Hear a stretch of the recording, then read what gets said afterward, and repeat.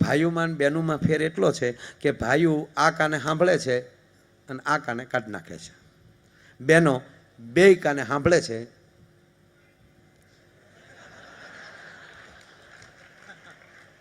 હા ખરેખર આપણે પૂછો હું ભાઈઓ તમારે ભેગો છો પણ એક તો વાત પાકી છે કે પુરુષ છે ને એ સ્વામીજી અભિમાની છે, પુરુષમાં કાંઈક અહંકાર હોય, બહેનોમાં એવું નહીં. જોજો કોઈના ઘરે પ્રસંગમાં ગયા હશું, આપણે કોઈના લગ્નમાં ગયા હશું તો આપણે અહીંયા બેઠા બેઠા વાતું કરતા હશું, કાટલા મળતા હશું, મૂછું હરખ્યું કરતા હશું, કહુંબા લેતા હશું, ચા પીતા હશું. બહેનો શું કરશે ખબર? કાંઈ નહીં તો જો ઓછા કામવાળા છે ને તો ગમે એવડું કિંમતી ઓઢણું ઓઢ્યું છે એનો કાસોટો વાળી અને એના વાસણ ધોવા મળશે. અરે કાંઈ નહીં તો વરરાજાના ગીત ગાચ્યું છે, ભલે ન કરી વરરાજાને બે આંખમાં ફૂલા હોય, ડાબો પગ ઉપાડે તો જમણો પગ ઉપડતો એવો ભલે હોય તો એ બાયું કે છે વીરા મારા જાગા માગા જાગા માગા, એ ગમે રૂડું કરશે. સાંભળજો, બહેનોનો શોખ હોય ને બે વાતનો, એક લગ્નમાં ગીત ગાવાનો ને એક કોઈક મરી જાય ત્યારે કૂટવાનો. આ બાજુ ખરું કે નહીં? આવું કૂટે કે નહીં? એ તો બધે હોય ને.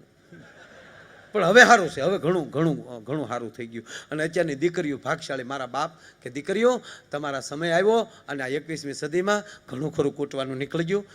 નકર અડજુ ડોસ્યું તો કૂટી કૂટીને 80 વર્ષની છું. બોલો યા પછી કાંઈ સમજાય ને ધડા ધડી હું બોલે મારો ભોજ્યો ભાઈ જાણે.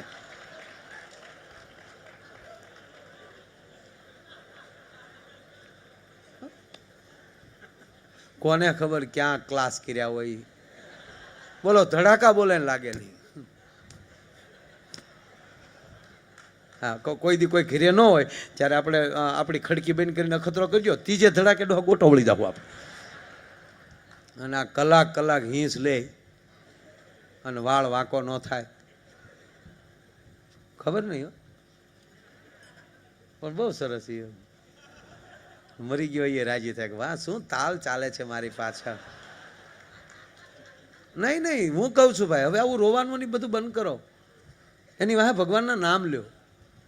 આપણે એની વાહે રોઈએ ને એટલું બધું કૂટીએ ને તો જીવને એમ થાય કે મેં ક્યાં કોઈના બૂસ માર્યા વાહે આ ટોળું હાલ્યું આવે. નહીં, એની પાછળ ભગવાનના નામ લ્યો સાહેબ. હા હવે તો થઈ જ ગયું છે આવું, હવે કોઈ નથી. અને એમાંય સિટીમાં તો પાછું હાવ સુધરી ગયા, ઠામું કાર જ અમુકે તો કાઢી નાખ્યા હાવ. હા અમુકે તો કાર જ કરવાનું બંધ કર્યું. આવું ન કરતા, કાર જ તો કરજો. નકર તો બળજો મરી ગયો ને માણા મરી ગયો એમાં ફેર શું છે? બળજાના કાર જ કર્યા છે આપણા બુઢિયાઓએ સાહેબ, આપણા વડીલોએ આપણા બળદના ખરખરા કર્યા છે. અને કહેવાય ગયો એમાં ખાનદાન ઘોડી મરી ગઈ હોય તો મહિનો મહિનો ખરખરા ન જતા, એને બદલે બે ચણું રાખ્યું છે. બેહણામ તું બે એકલો.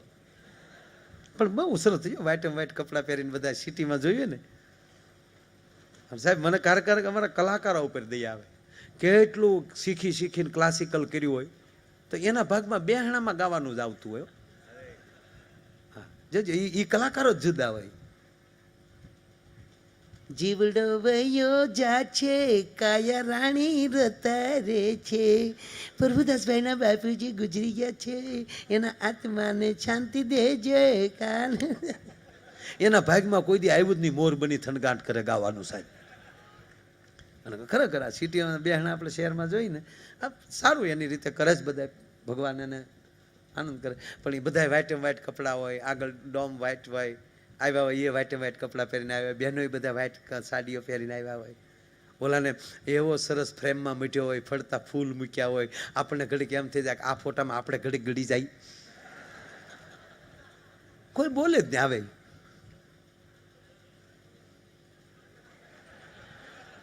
વળી હામા વાળા એ 2 કલાક બેહણો હોય, 2 કલાક આ કાંઈ જો આપણે જોયા જ કરવાનું. ઓલા વળી આવે વળી એના ઘરના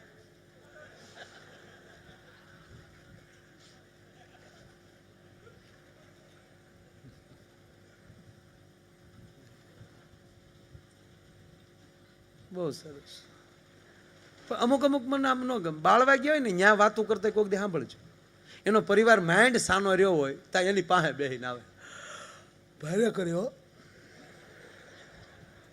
તમારી ઘીરે આવું થાય તો બહુ કહેવાય. તો હું તારા બાપ રાવણની ઘીરે છું તો તમારી ઘીરે ન થાય? ઘણા એવા હોય સાઈન એમ કે તમારી ઘરે આવું બહુ કહેવાય. ઘડીકની વારમાં કાંઈ નહોતો કાં? હા પણ કાલે તો મને મળ્યા હતા. બોલો કે હવે મળે તો કહેજે ને. અને હવે મળે તો તુંય વંડિયું ઠેકે ન જા બટમજી. ઘડીકની વારમાં જો કેવું થઈ ગયું છે. અને અમુક અમુક હાવ હાવ આપણને એવા આમ વાલા થવા શું કે હજી મારું મન નથી માનતો, ચાલુ મગજ સ્વીકારતું જ નથી કે આવું બન્યું હોય. આ પોણો બળી ગયો તારો બાપ, હું આવું બન્યું ન અને ન તને હાસું લાગતું ખાબે ભેગો પૂછે ત્યાં જા. જે સત્ય છે એને શું કામ તમે ખોટું દોહરાવો છો? આ બની ગયું છે એની પાછળ 5 નામ લ્યો અને જેના પરિવારમાં બન્યું હોય એને હિંમત આપો. એને ત્યારે હિંમતની જરૂર છે, તમારા ખરેખરાની જરૂર નથી. એને કહેવાનું કે વાલા કાંઈ કામ કર્યું કહેજો, મારા બાપ તમારા બાપના મિત્ર હતા, તમારા ભાઈના ભાઈબંધ હતા અમે. બસ આખર ટાઈમે આવીને ઊભો રહી, આનું નામ મરદ. ઘણા ઘણા તો મારા વાલીડા ન્યા બીડીયું કાઢે, ન્યા બળતો હોય ન્યા બીડીયું કાઢે. બાકસ ન હોય ને તો બળતો હોય ન્યાલી ડીંડલું લે.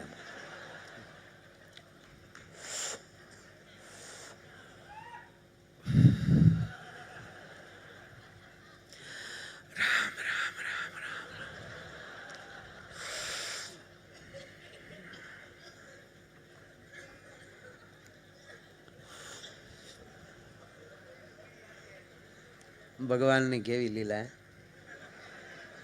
કડબનો પૂળો બળે એમ બળે. બોલો જો શરીરનો હું ભરોસો હે ભાઈ, હું જાતા વાર લાગે. પણ માણસ હારો હોતા પડખે વાળો કોણી મારીને કે હવે હારાનો દીકરો થામાને શાંતિ રાખીને બૂસ મારો હતો તારો બાપ. બોલો કે તને શું ખબર? મને ન ખબર હોય. ફાળામાં લખાય પછી દીધા બીધા ન કાંઈ એને પાછી તકતીને કોશ્યું મારી મારીને પાછા કાઢ્યાના દાખલા છે.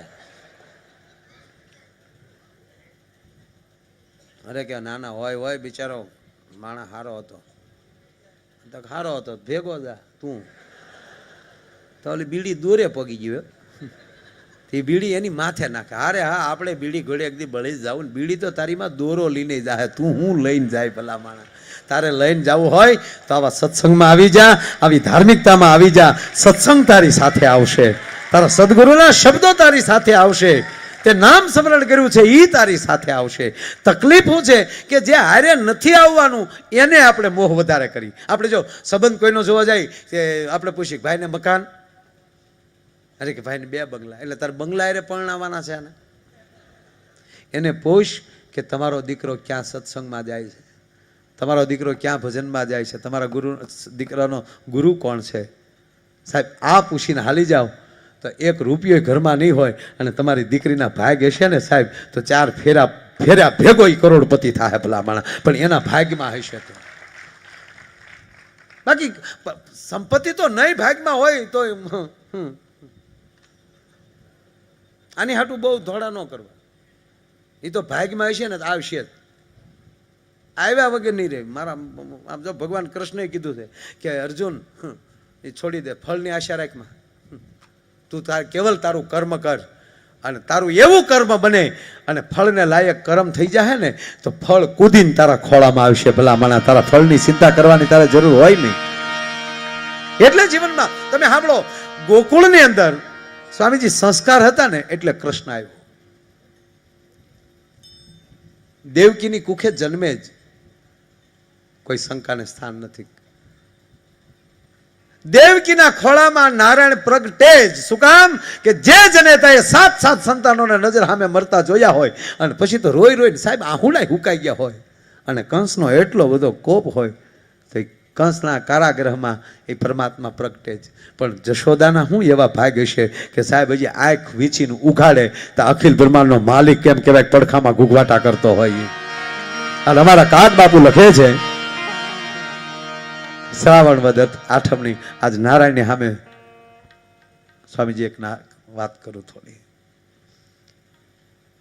શ્રાવણ વદ 8મની અડધી રાતનો મજર ભાંગ્યો અને દેવકીએ જેથી 8મા સંતાનને જન્મ આપ્યો તેથી એના હાથ પગમાં બંધન હતા, બેડીઓથી જડેલા હાથ હતા. વસુદેવ અને દેવકી એમ કહેવાય કે આંખમાંથી આહુડા પડે છે. અને તેથી દેવકી એટલું બોલ્યા નાથ, આ મારું 8મું સંતાન છે, કંસનો કાળ છે, આને ગમે એમ કરીને બચાવી લ્યો.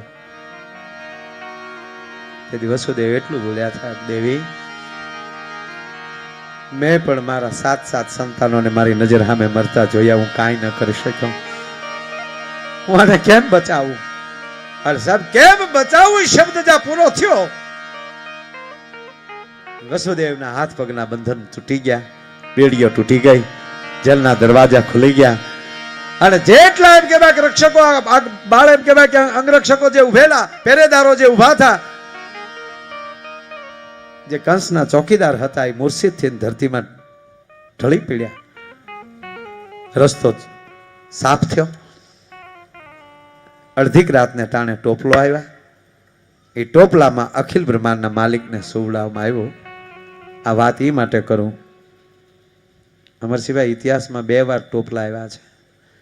પહેલો ટોપલો મથુરાની જેલમાં આવ્યો. એ ટોપલામાં અખિલ બ્રહ્માંડના માલિક કૃષ્ણ ચંદ્રમણીને સુવડાવવામાં આવ્યો હતો. અને એ હુંડલો આ આયરને નિહળે જતો હતો. અને બીજો હુંડલો જુનાગઢ ઉપરકોટમાં આવ્યો. અને એ હુંડલામાં 9 હોરઠના ધણી નવઘણને હુંડલામાં આવ્યો હતો. અને એ હુંડલો આયરને નિહળે જતો હતો. ભલા માણસ, અડધીક રાતને ટાણે વસુદેવ ટોપલામાં લઈને નીકળી ગયા. આડા યમુનાજી આવ્યા. 2 કાંઠે યમુનાજી ગાડા બન્યા છે. કારણ કે આજે એને આનંદ છે કે ભગવાન અવતરી ચૂક્યો છે. અને એમાંય જ્યાં વસુદેવ ટોપલામાં લઈને 1 2 3 4 5 6 7 8 9 10 ડગલા અંદર ભરે. અને યમુનાજી વ્યાકુળ બન્યા કે આજ મારા નાથના મારે પગ પખાડવા છે. સુંડલામાં સુતેલા કૃષ્ણએ નક્કી કરી લીધું પરમાત્માએ કે યમુનાજી ગાંડા બન્યા છે, હમણાં મારા પગ ધોહે. અને યમુનાજી જો મારા પગ ધોહે તો ટોપલો મારા પિતાની માથે છે, ટોપલાની અંદર હું છું, ન્યા પાણી ભોગે તો મારો બાપ બુડી જાય. તો બાપને બુડાડીને દીકરાના મહત્વ ન વધારાય. અને કૃષ્ણ એ કહે છે કે બાપ બુડતો હોય ને ત્યારે પગ લાંબા કરવા. અને કહેવા ગયો, સાહેબ, વસુદેવને ખબર ન પડે એમ કૃષ્ણ પરમાત્માએ પગ લંબાવ્યો, યમુનાજીને અડાડ્યો. યમુનાજી શાંત થયા, રસ્તો આપી દીધો. એનો અર્થ બીજો એ પણ થાય કે તમારા તાળવામાં પરમાત્મા બેઠો હશે તો પાણીમાંય તમારા કેળા થાય. ભલા માણા,